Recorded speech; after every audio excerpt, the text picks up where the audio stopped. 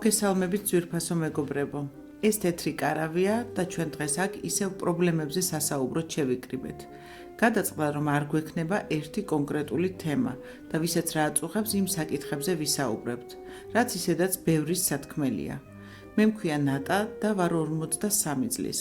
ვმუშაობ ერთ-ერთ კერძო კომპანიაში მენეჯერად, სადაც ძალიან ჯანსაღი და სასიამოვნო გარემოა. პროფესიონალებით დაკომპლექტებული არაჩვეულებრივი კოლექტივია და ანაზღაურებაც საკმაოდ კარგი მაქვს. ყოველი შემთხვევისთვის ამ ქვეყნის მდგომარეობიდან გამომდინარე, საწუწუნო ნამდვილად არაფერი მაქვს. მაგრამ მინდა გითხრათ, რომ ჩემი ხელფასის ნახევარი, თუ მეტი არა, მიდის ჩემი პენსიონერი დედის წამლებში. დედა ჩემი, რომელმაც მთელი ცხოვრება სკოლის პედაგოგად იმუშავა, მე რომ არ ვყავდე წამლები კი არა, პირდაპირ მნიშვნელობით შიმშილისთვის იქნებოდა განწირული. ჩვენ გაგვიმართლა, როგორც ამბობენ, ხელფასი არასდროს არ არის ბევრი და რა თქმა უნდა, მეც შემეძლო უფრო მეტის უფლება მიმეცა საკუთარი თავისთვის. უფრო მეტ ქვეყანაში მემოგზაურა და უფრო ხშირად მევლო შოპინგებზე. კიდევ ერთხელ ვამბობ, რომ არ წუწუნებ კი არა, ყოველდღე მადლობას ვეუბნები ღმერთს იმისთვის, რაც მაქვს. მაგრამ მიმოიხედეთ გარშემო, რატომ არ დაიმსახურეს ამ ქვეყნის მოხუცებმა ღირსეული სიბერე? ეს კაპიკები, რასაც მათ უხდიან მარტო წამლებში, ერთი კვირა არ ეყოფათ. წამლებში, რომლის ფასებიც ყოველდღიურად მატულობს და მატულობს. ეს არის ჩემი დიდი სატკივარი და დარწმუნებული ვარ ყველა იმ ოჯახის, სადაც პენსიონერები ყავთ. აღარაფერს ვამბობ იმ მარტოხელა პენსიონერებზე, რომელთა ცხოვრებაც უბრალოდ ტანჯვაა და მეტი არაფერი. მეგობრებო, მე მქვია ლუსია და მეც მინდა ჩემი აზრი დავაფიქსირო ერთ საკითხზე. ეს არის ნარკომანია. ეს პრობლემა წლიდან წლამდე კი არ გვარდება, პირიქით მატულობს და მატულობს. და თუ ადრე ამ სცენით უმეტესად მამაკაცები იყვნენ დაავადებულნი, ახლა როგორც ამბობენ, გოგონები ჭარბობენ. კი, ათასნაირი მკურნალობის მეთოდებია ახლა და მთავარია პაციენტმა მოინდომოს და ნარკომანია იკურნებაო. მაგრამ ამით მთავარი პრობლემა არ გვარდება. საიდან მოდის ეს სცენი? რატომ ირჩევს მოზარდი ამ საწამლავს, მაშინ როცა მთელი სამყარო მის წინაა გადაშლილი? სად არის ძაღლის თავი დამარხული? და ვის აწყობს ამდენი მოზარდი ნარკომანი ამ ქვეყანაში? აი, აქედან უნდა დაიწყოს პრობლემის მოგვარება და არა უკვე ჩაშვებული ნარკომანის მკურნალობით. მე ერთ-ერთ უმაღლეს სასწავლებელში დამლაგებლად ვმუშაობ და იმდენი ფაქტი მინახავს თავად, რომ გული გახეთქვაზე მაქვს. რატომ არიან ასეთი დეპრესიულები ეს ახალგაზრდები? სად დავუშვით შეცდომა? იქნებ ჩვენი მშობლების ბრალია ეს ყველაფერი. იმის, რომ ზედმეტი თავისუფლებით და ნაკლები პასუხისმგებლობით გავზარდეთ. ჩემს მეზობლად 2 წლის წინ 16 წლის ანგელოზივით გოგონა გარდაიცვალა. პირველად იყო ღამის კლუბში და ნარკოტიკიც პირველად გასინჯა. მე მგონია, რომ ჩვენ ყველანი დამნაშავეები ვართ მათ წინაშე და გამოსავალიც ერთად უნდა ვეძებოთ. მოგესალმებით. ნელიკო ვარ 41 წლის. გაუთხოვარი, მარტოხელა, მაგრამ არ ვარ უკმაყოფილო საკუთარი ცხოვრებით. ბავშვობიდან სულ რაღაც მაინტერესებდა და სულ ახლის სწავლაში და ძიებაში ვიყავ. პროფესიით არქეოლოგი ვარ. მაგრამ მოგეხსენებათ, ახლა აქ ვის სჭირდება არქეოლოგი.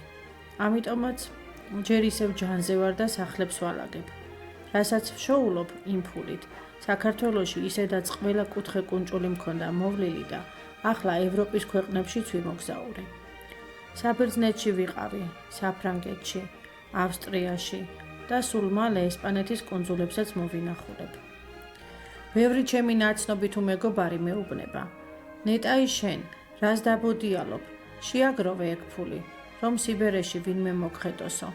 მეცინება, ესე იგი გამოდის, რომ მთელი ცხოვრება იმისთვის უნდა ვიცხოვრო და ვიშრომო, რომ სიბერეში მომვლელს გადავუხადო?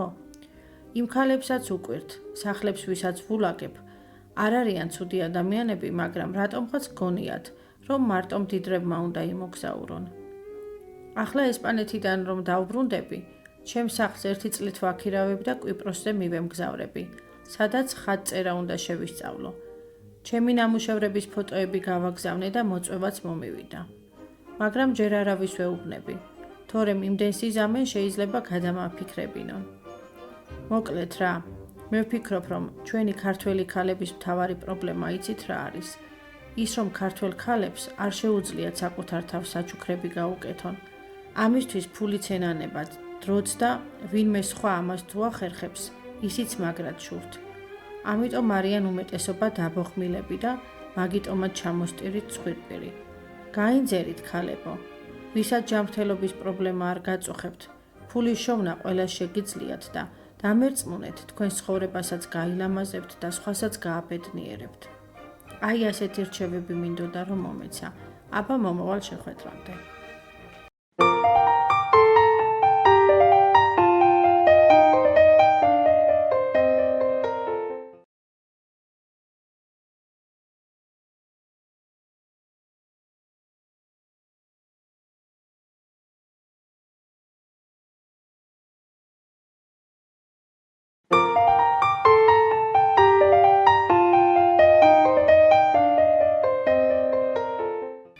მოგესალმებით ძვირფასო მეგობრებო.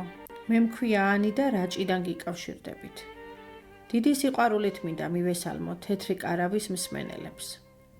მადლობა მინდა გითხრათ ყველა გადაცემისთვის, რომელსაც ისეთი ინტერესით ველოდებოდი, ვერც კი წარმოიდგენთ. თავიდან ვიფიქრე, კიდევ ერთი გასართობი შოუ დაიწყო მეთქი. მაგრამ ნურას უკაცრავად, არც მახსენდება ანალოგი, სადაც ამდენი ადამიანი ასე გახსნილად საუბრობდეს საკუთარ პრობლემებზე. მსჯელობდნენ, ეძებდნენ გამოსავალს და მერე ამ გამოსავლის შედეგსაც ვიგებდეთ. არ დამავიწყდება ქალთა უფლებების დამცველი ქალბატონი მაია, რომელმაც, როგორც თვითონ აღნიშნა, სრულიად შემთხვევით მოусმინა თეთრი კარავის ერთ-ერთ რესპონდენტს. იქვე დაინტერესდა მისი პრობლემებით, მოაგვარა. ამის შემდეგ თითქმის ყველა გადაცემის მსმენელებისგან იღებდა წერილებს და სრულიად უსასყიდლოდ გასცემდა რჩევებს. არ დამავიწყდება არც ერთი ემიგრანტის სევდიანი ისტორია. ყელში გაჩხერილი ბურთით ძლივს რომ იკავებდნენ ტირილს. საკუთარი ქვეყნის უკიდეგანო სიყვარული და მონატრება.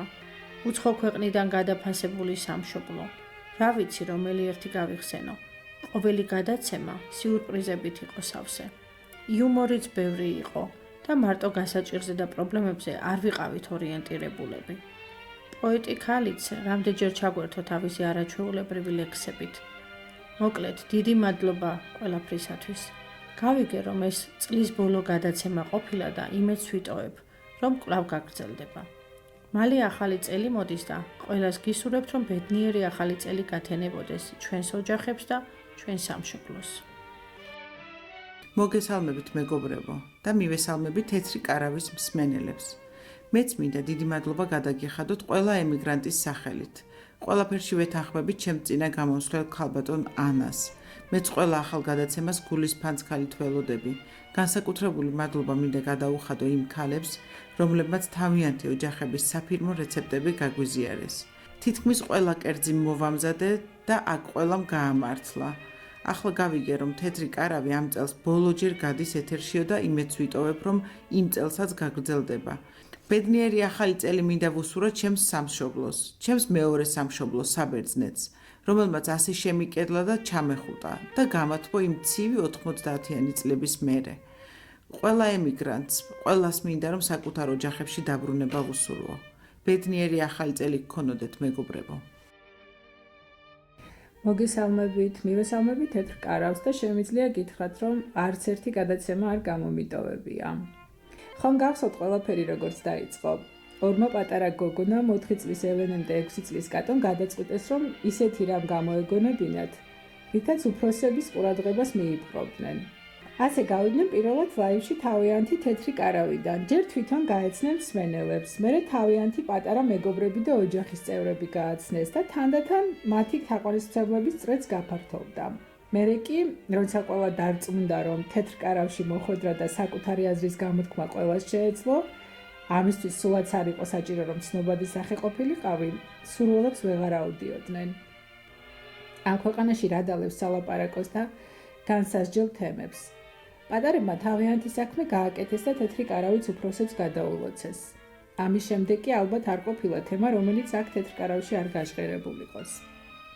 მეც მინდა მადლობა გადავუხადო პირველ რიგში ელენეს და კატოს ამ არაჩვეულებრივი იდეისთვის, ყველა რესპონდენტს და ყველა მსმენელს პირველი დღიდან დღემდე. მალე ახალი წელი მოდის და ყველას გისურვებთ, რომ ახალი 2025 წელი ყოფილიყოს ბედნიერი. ჩვენი ქვეყნისთვის და ჩვენი ოჯახებისთვის. იხარეთ და იბედნიერეთ.